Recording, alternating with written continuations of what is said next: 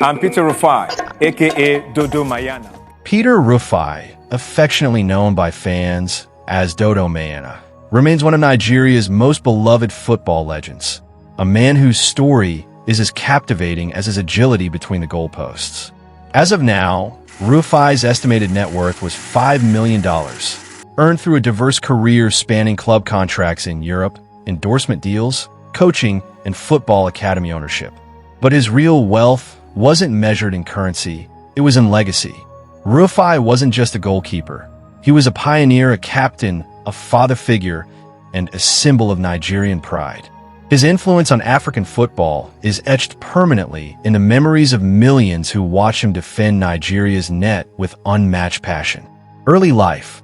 Born on August 24, 1963, in Lagos, Nigeria, Peter Rufai came from royalty, literally. His father was the king of Idamu, a town in Lagos State. However, Rufai wasn't raised with the silver spoon one might expect of a prince. Instead, he was instilled with values of humility, tradition, and discipline.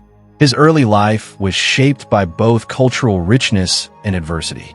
His mother, originally from Port Harcourt, raised him and his siblings during a period of political tension in Nigeria. Out of fear for her children's safety during the Biafran War, she gave Peter an English name to mask his ethnic identity. This protective instinct defined his upbringing, marked by resilience, caution, and a fierce will to survive. Rufai was the sixth of 9 children in a bustling household.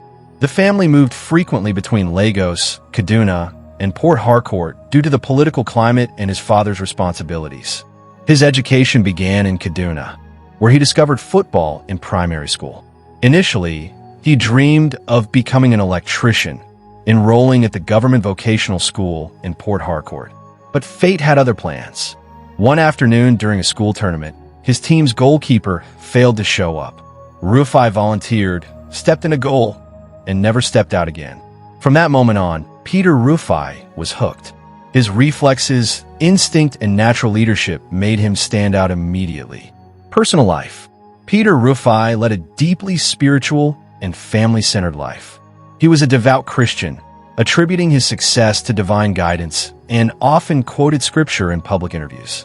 His faith grounded him through fame, failure, and family responsibilities. He was married to Stella Rufai, and together they had 3 children, 2 sons and 1 daughter.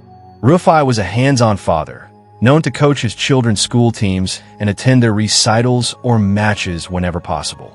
He also had other children outside the marriage, including Simbadi Rufai, who briefly played in Nigeria's professional league.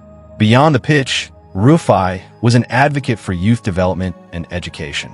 After retirement, he launched the Staruf Football Academy in Lagos, a training ground not only for aspiring players but for disciplined citizens.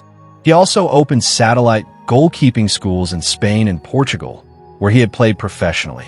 He was actively involved in charity work, organizing yearly football tournaments that raised funds for underprivileged Nigerian youths. He also dabbled in commentary, mentoring, motivational speaking, and even authored an unfinished memoir tentatively titled Behind the Gloves. Professional career. Peter Rufai's professional journey is a heroic tale of perseverance. He began his football career at Stationery Stores FC in Lagos in the early 1980s. By 1985, he had moved to Femo Scorpions, where his performances caught the eyes of international scouts. That same year, he made the brave move abroad, joining AS Dragons FC de El Wim in Benin Republic. That move made him the first Nigerian goalkeeper to play professionally outside Africa. His European journey began in Belgium, playing for KSC Lokeren 1987 to 1991, then KSK Beveren 1991 to 1993. While his appearances were limited, his work ethic and professionalism made him a valued team member. His break came with Dutch club Go Ahead Eagles, 1993 to 1994, followed by a standout stint in Portugal with SC Farense, 1994 to 1997. It was at Farense that he reached peak form, helping the modest club qualify for UEFA competitions, an unheard of feat at the time. In 1997, Rufai was signed by Hercules CF in Spain's La Liga. Later that year, he moved to Deportivo La Coruña, backing up Cameroonian legend Jacques Sango'o. Though he didn't play often at Deportivo, he left a strong impression on teammates for his humility and leadership. Rufai finished his club career at Gil Vicente in Portugal before retiring in 2000. College career. While Peter Rufai did not follow a traditional college career, his vocational training in electrical engineering in Port Harcourt deserves mention. He often emphasized the importance of education in interviews, stating, "Football is a career, but education is a foundation." His studies gave him problem-solving skills and critical thinking, which he said helped him analyze opponents and game situations. Even while overseas, Rufai took short professional courses in sports management and youth development, understanding the importance of life after retirement. International career highlights. Rufai earned 65 caps for Nigeria and was part of the golden generation of the Super Eagles. He debuted in 1983 and went on to represent Nigeria in 5 African Cup of Nations, AFCON, tournaments, and 2 FIFA World Cups, 1994 and 1998. In AFCON 1994, he helped Nigeria lift their second-ever continental title. That same year, he started Nigeria's first-ever World Cup, making crucial saves against Bulgaria and Greece to help the team reach the round of 16. His vocal leadership, acrobatic reflexes, and calm under pressure earned him the captain's armband in the later stages of his career. One unforgettable moment was in 1993 when Rufai scored a penalty against Ethiopia during an AFCON qualifier, a rare feat for a goalkeeper and a highlight in Nigerian football history. House tour and car collection.